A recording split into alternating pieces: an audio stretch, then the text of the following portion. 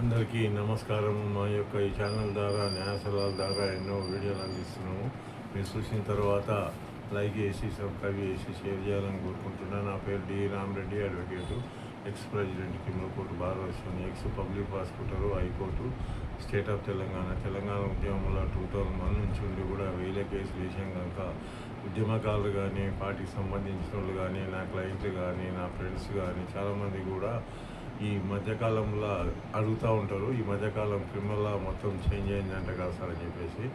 చాలా important question కూడా ఇది. భారతదేశం 29 రాష్ట్రాల్లో కూడా సెంట్రల్ గవర్నమెంటు ఏదైతే ఓల్డ్ యాక్ట్ క్రిమినల్లో ఉన్నటువంటి ఐపీసీ కానీ, సిఆర్పిసి కానీ, ఇండియన్ ఎవిడెన్స్ యాక్ట్ కానీ ఈ మూడు కూడా రద్దయినాయి 2023లోనే. అందుకని చెప్పేసి పార్లమెంట్లో బిల్లు పాస్ అయిన తర్వాత రాష్ట్రపతికి పంపించేసి రాష్ట్రపతి ఆమోదం పొందిన తర్వాత ఈ మూడు చట్టాలు మటుకము, మూడు యాక్టులు ఎందుకంటే 2023లోనే వచ్చినాయి. అమలైకం మటుకము జూలై 1 నుంచి 2024 నుంచి అమలవుతూ ఉన్నాయి. ఈ భారతదేశం మొత్తం 29 రాష్ట్రాలలో కూడా ఈ మూడు యాక్టులు అమలు చేసేసి నేరాలు జరిగిన ఇంతకుముందు ఏవైతుందో ఐపీసీ ఇండియన్ పీనల్ కోడ్ కింద బుక్ చేసేటోళ్ళు ఇప్పుడు అవి ఐపీసీ ప్లేస్లో బిఎన్ఎస్ అనే వచ్చింది. అది 2023 యాక్ట్ అన్నమాట. ఇంతకుముందు ఏదైతే ఐపీసీలో ఇండియన్ పీనల్ కోడ్లో 511 సెక్షన్స్ ఉంటున్నాయి, 511 సెక్షన్స్ ప్లేస్లో ఇప్పుడు 358 సెక్షన్సే వచ్చినాయి అన్నమాట. సిఆర్పిసి ప్లేస్లోనేమో బిఎన్ఎస్ఎస్ అని, సిఆర్పిసి అంటే క్రిమినల్ ప్రొసీజర్ కోడ్, దాని ప్లేస్లోనేమో ఇది వచ్చినాయి అన్నమాట. మొత్తం కూడా బిఎన్ఎస్ఎస్ అని, భారతీయ నాగరిక సురక్ష సన్నిహిత అని 2023 యాక్టు. ఇప్పుడు దాని ఇట్లా ముందు 484 సెక్షన్స్ ఉంటుండే. 484 సెక్షన్స్లో ఇప్పుడు దీంట్లో ఈ బిఎన్ఎస్ఎస్ కింద భారతీయ నాగరిక సురక్ష ఏదైతే సన్నిహిత ఏదైతే వచ్చిందో 531 సెక్షన్స్ ఉన్నాయన్నమాట. 531 సెక్షన్స్ ఒకటొకటి ఒక ప్రొసీజర్ అనమాట. అందుకని చెప్పేసి ఇప్పుడు ఇండియన్ ఎవిడెన్స్ యాక్ట్లోనేమో ఇంతకుముందు 167 సెక్షన్స్ ఉంటుండే. ఇది ఇండియన్ ఎవిడెన్స్ యాక్ట్ ప్లేస్లోనేమో బిఎస్ఏ అని, భారతీయ సాక్ష్య అధినియం అని 2023 యాక్ట్ వచ్చింది. ఈ మూడు యాక్టులు కూడా క్రిమినల్లో మూల స్తంభాలు అనమాట. ఏదైతే IPC, CrPC, Indian evidence act మూడు ప్లేసుల బిఎన్ఎస్, బిఎన్ఎస్ఎస్, బిఎస్ఏ ఈ మూడు చట్టాలు కూడా ఎందుకంటే పకడ్బందీగా రివ్యూ చేసి సెంట్రల్ గవర్నమెంట్ 2023లోనే పార్లమెంట్ బిల్లు పాస్ అయిన తర్వాత రాష్ట్రపతి ఆమోదం పొందిన తర్వాత ఈ అమలైకం మటుకము జూలై 1, 2024 నుంచి అమలవుతూ ఉన్నాయి.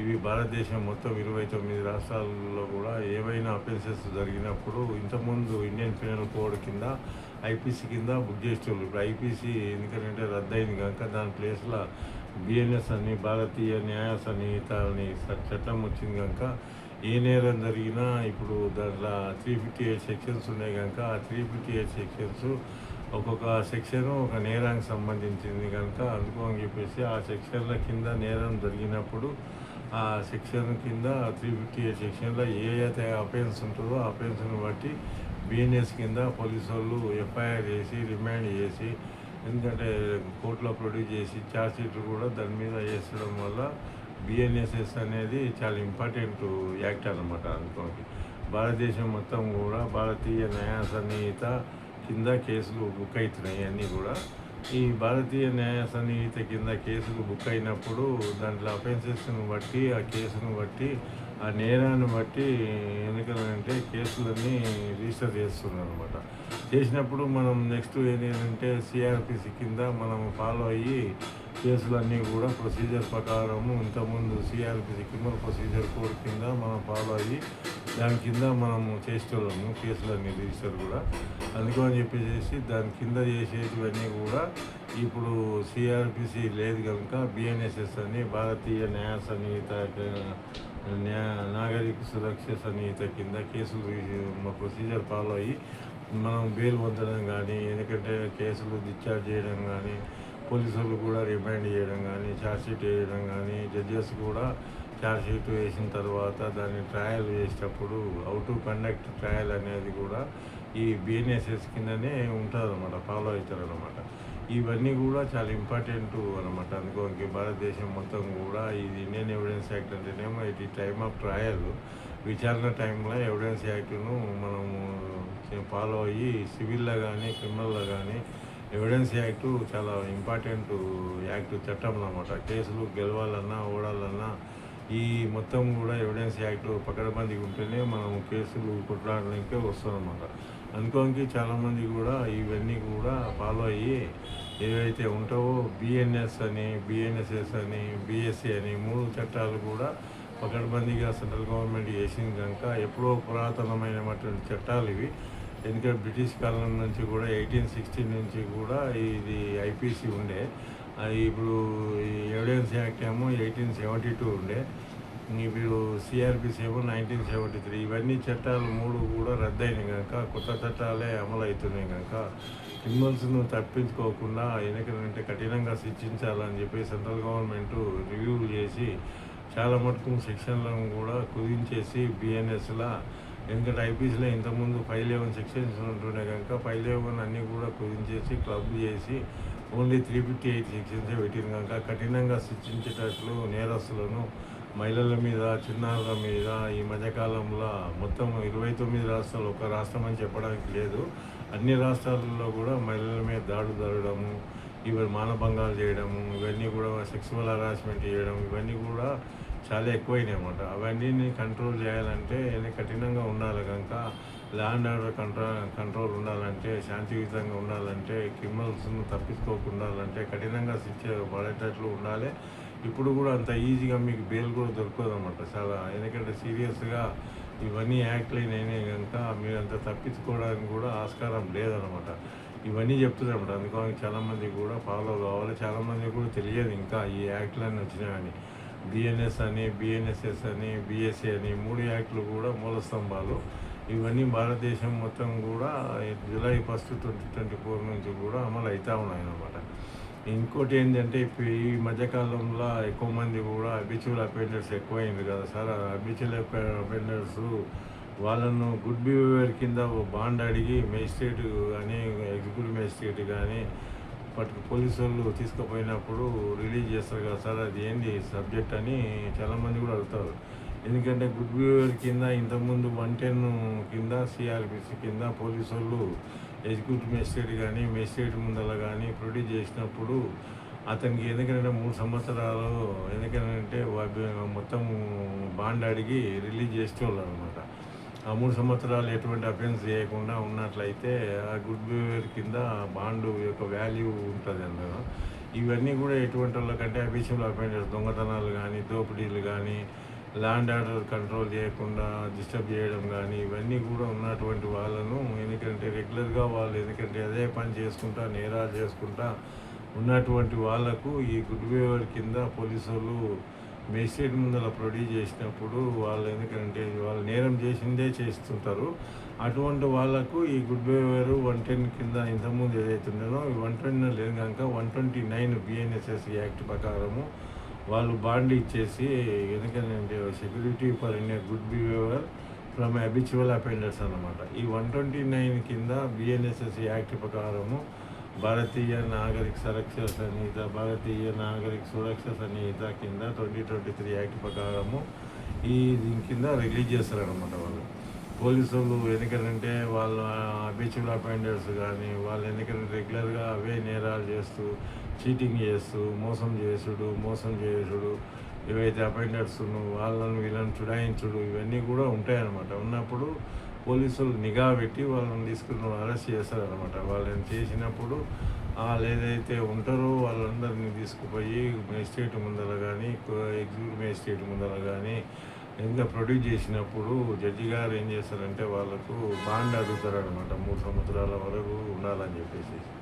ఇవన్నీ కూడా చాలా ఇంపార్టెంట్ అనమాట. ల్యాండ్ ఆర్డర్ కంట్రోల్ చేయాలంటే ఇటువంటి వాళ్ళం కూడా రౌడీ షీటర్స్ ఎందుకంటే చిన్న గొడవలు చేయడం, ఎప్పుడు ల్యాండ్ ఆర్డర్కు ఎందుకంటే శాంతి భద్రతకు భంగం కలిగించడం, ఏదైతే గుమిగూడి మొత్తం ప్లాన్లు చేసి వేరేలను అటాక్ చేయడం అని చెప్పేసి ప్లాన్లు చేస్తుంటారు కొంతమంది. ఇటువంటివి కూడా ఈ కిందనే వస్తాయన్నమాట. వాళ్ళు ఎందుకంటే రెగ్యులర్గా అదే పని చేస్తారు. ఎవరన్నా పోయేటోళ్ళను మనీ అడగడం, మనీ ఎక్స్ట్రాక్షన్ చేయడము. ఎందుకంటే కొంతమంది బిజినెస్ చేసేవాళ్ళు కూడా కల్తీ బిజినెస్ రెగ్యులర్గా ఒకసారి కేసు అయిన తర్వాత మళ్ళీ అదే అఫెన్సెస్ చేస్తున్నప్పుడు కూడా వాళ్ళకు కూడా ఎందుకంటే ఈ గుడ్ బిహేవియర్ కింద మళ్ళీ తీసుకొచ్చి జడ్జి గారి ముందర ప్రొడ్యూస్ చేసి మళ్ళా అతని మీద బాండ్ తీసుకొని అతను జడ్జి గారు వాళ్ళను రిలీజ్ చేయడానికి ఆస్కారం ఉంటుందన్నమాట. అది ఒకటే కాదు, ఎందుకంటే మొత్తం స్టాక్ కూడా మొత్తం చేసేసి ఏదైతే మొత్తము మార్కెట్లో ఉన్నటువంటి హై డిమాండ్ ఉన్నటువంటి ఏదైతే వస్తువులు ఉంటావో దాన్ని స్టోరేజ్ చేసేసి మార్కెట్లో రేటు పెంచుకోవాలని చెప్పేసి కొంతమంది బిజినెస్ వాళ్ళు ఈ మధ్యకాలంలో ఎక్కువ చేస్తుంటారు అనమాట. అటువంటి వాళ్ళ మీద కూడా పోలీసులు నిఘా పెట్టి వాళ్ళని తీసుకొచ్చి, ఎందుకంటే అరెస్ట్ చేసి తీసుకొచ్చి ఎగ్జిక్యూటివ్ మేజిస్ట్రేట్ ముందర కానీ మేజిస్ట్రేట్ ముందర కానీ ఆ కన్సల్ట్ పోలీస్ స్టేషన్కి ఏదైతే వస్తుందో ఆ జ్యూడిక్షన్లో వచ్చినటువంటి వాళ్ళను బాండ్ ఇవ్వమని చెప్పేసి కూడా చెప్తూ ఉంటారు అనమాట. ఇవన్నీ కూడా బాండ్ అనేది కూడా జడ్జి గారు ఆలోచించేసుకొని వాళ్ళకు 3 సంవత్సరాలకు ఎటువంటి నేరం చేయమని చెప్పి రాసి ఇవ్వాలన్నమాట. మన రాసి ఇచ్చిన తర్వాత కూడా అవే నేరాలు చేస్తుంటే వాళ్ళు ఇంక రెగ్యులర్ కోర్టు కింద అఫీషియల్ అఫైర్ కాకుండా కేసులు రిజిస్టర్ చేసి ఎందుకంటే జైలు పంపించడానికి కూడా ఆస్కారం ఉంటుంది. ఇందుట్లో అఫీషియల్ అఫెండర్స్ అంటే కొన్ని కేసులలో బెయిల్ పొందిన తర్వాత మళ్ళీ అదే అఫెన్సెస్ చేస్తున్న వారికి, ఎందుకంటే మళ్ళీ చేయకుండా వాళ్ళ కంట్రోల్ చేయాలంటే, ఎందుకంటే లా అండ్ ఆర్డర్ కంట్రోల్ చేయాలంటే, శాంతి భద్రతను కంట్రోల్ చేయాలంటే ఇటువంటి అఫెన్సెస్ చేసే వాళ్ళను ఈ 129 కింద ఎందుకంటే పోలీసు వాళ్ళు వాళ్ళని తీసుకొచ్చి ఎగ్జిక్యూటివ్ మేజిస్ట్రేట్ కానీ వాళ్ళ మేజిస్ట్రేట్ ముందర కానీ ప్రొడ్యూస్ చేసి వాళ్ళ ద్వారా జడ్జి గారు బాండ్ తీసుకొని వాళ్ళను రిలీజ్ చేస్తారు అన్నమాట అప్పుడే. అందుకని ఇవన్నీ కూడా చాలా ఇంపార్టెంట్, ఎందుకంటే లా అండ్ ఆర్డర్ కంట్రోల్ కావాలంటే ఈ 129 కింద ఎక్కువ మటుకము ముందస్తుగానే వాళ్ళు పోలీసు వాళ్ళు అరెస్ట్ చేసి, ఎందుకంటే కొన్ని ధర్నాలు చేయడు, కొంతమంది అఫీషియల్గా రెగ్యులర్గా అంటే ధర్నాలు చేస్తుంటారు. ఆ ధర్నాలు చేస్తుంటే ఎంతమందికి డిస్టర్బ్ అవుతుంది, రస్తా రోకోలు చేస్తారు. రస్తా రోకోలు చేసి ఎంతమందికి నష్టం అవుతుంది, ఎందుకంటే చిన్నపిల్లలు స్కూల్లో పోయేటోళ్ళు ఉంటారు, ఎందుకంటే హాస్పిటల్స్ పోయేటోళ్ళు ఉంటారు, ఏదైతే ఎంప్లాయీస్ ఉద్యోగాలు పోయేటోళ్ళు ఉంటారో అవన్నీ కూడా రోడ్ల మీద వాడి కొంతమంది కావాలని చెప్పేసి ప్రభుత్వానికి వ్యతిరేకంగా ఇవన్నీ అటువంటి ధర్నాలు చేస్తున్నప్పుడు వాళ్ళు ముందస్తుగా వీళ్ళందరినీ కూడా ఈ 110 కింద తీసుకొచ్చి మేజిస్ట్రేట్ ముందర వాళ్ళు ప్రొడ్యూస్ చేస్తారన్నమాట. చేసిన తర్వాత వాళ్ళ మీద వాళ్ళ జడ్జి గారు హామీ తీసుకొని ఏదైతే బాండ్ ఉంటుందో బాండ్ తీసుకొని వాళ్ళందరినీ కూడా రిలీజ్ చేస్తారనమాట. ఇవన్నీ కూడా నిఘా అనమాట. మా ఇంటెలిజెన్స్ వాళ్ళు ఇవన్నీ కూడా పోలీసు వాళ్ళు చేస్తున్నప్పుడు వాళ్ళకి, ఎందుకంటే మనం కూడా సహకరించాలి. లా అండ్ ఆర్డర్ కంట్రోల్ ఉంటేనే అన్ని శాంతి భద్రతలు కూడా ఉంటాయి. ఎందుకంటే చాలామంది కూడా ఈ కావాలని చెప్పేసి గవర్నమెంట్కి వ్యతిరేకంగా ధర్నాలు చేయడం, రస్తా రోకోలు ఇవన్నీ కూడా చట్ట విరుద్ధం అన్నమాట. ఎప్పుడంటే అప్పుడు చేయడానికి లేదన్నమాట. అవి ముందు కన్సల్ట్ పోలీసు వాళ్ళతో పర్మిషన్ తీసుకోవాలి. పర్మిషన్ తీసుకున్న తర్వాత ఈ ధర్నాలు కానీ ఇవన్నీ కూడా ఒక ప్లేసు అలాట్ చేస్తారు పోలీసు వాళ్ళు, ఆ ధర్నా చౌకాన్ని. ఆ ధర్నా చౌకాన్నే చేయాలి, ఎక్కడంటే అక్కడ చేయడానికి లేదు, చట్ట విరుద్ధం అనమాట.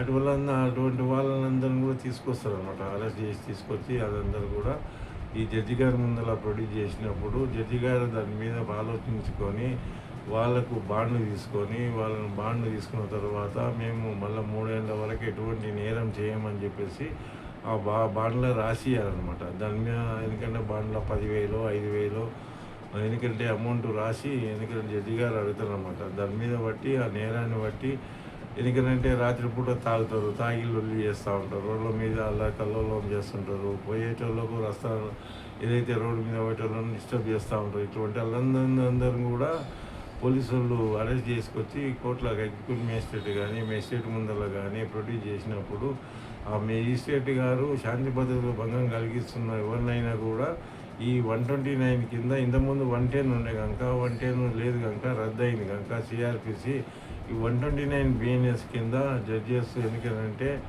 వాళ్ళు ఈ రిలీజ్ చేసే బాండ్ రిలీజ్ చేసే అధికారము ఎందుకంటే లార్డ్షిప్స్కు జడ్జెస్కు ఉంటుంది అన్నమాట.